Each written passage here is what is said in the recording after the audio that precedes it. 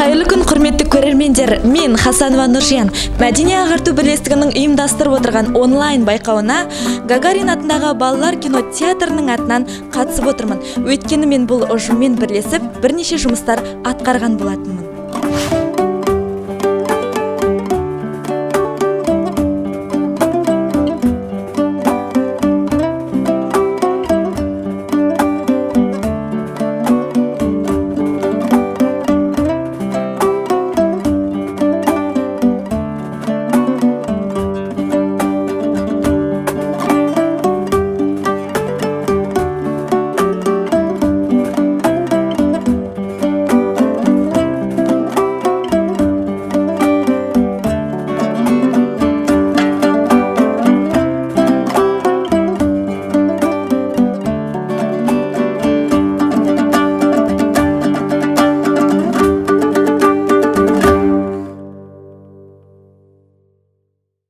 Ер жігіт.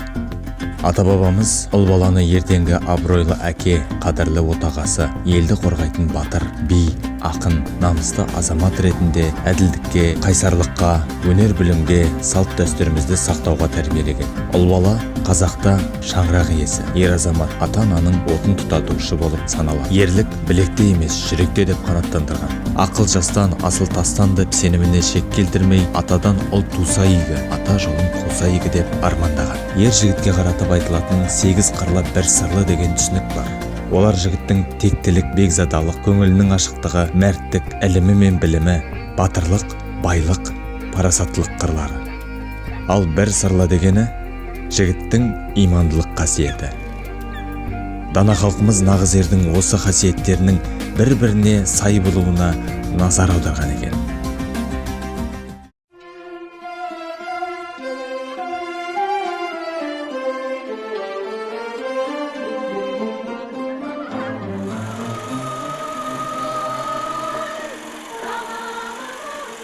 Жібекжан, арамызда жатқан мынау ергелдекке қарағанда Екеуміз асау ақ жайықтың екі жақ жағасында тұрғандай көрінеміз бе? Иә, екі жақ жағада тұрғандаймыз. Даусымыз да естілер, үніміз де қосылар.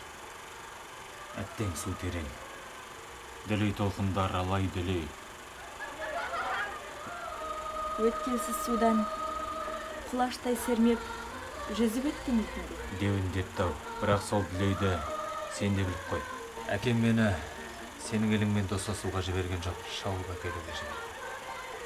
Онда сенің ел шабатын жасағың қайда? Жасырғаның ба? Қалай? Мына тойдың басында естідің бе жоқ па, мен бейбақтың арманы жауластыру емес, елдестіру еді. Жасағымды жолдан қайтарып жіберді. Өткелі жоқ, өзенге кездестік. Асуы жоқ, асқарға кездестік. Осы сынға шыдай алармысың дейсің? Әке-шешем мені келін келді демей, кесір келді деп қарсы алар. Солай емес. Ал қыз жібектің келін болғысы келмесе, өзің не айтар едің? Жібекжан, олай деп айта алмаймын.